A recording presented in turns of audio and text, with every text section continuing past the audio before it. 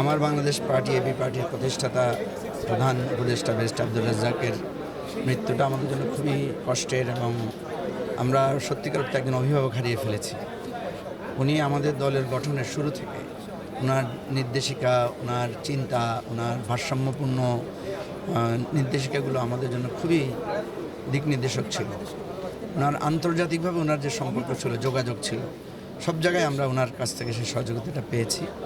আপনি দেখবেন যে আমাদের দলের বিভিন্ন অনুষ্ঠানে উনি যে দিক নির্দেশনামূলক বক্তব্যগুলো দিয়েছেন, এগুলো সবগুলো সকল রাজনৈতিক দলের জন্য পথ নির্দেশ হতে পারে।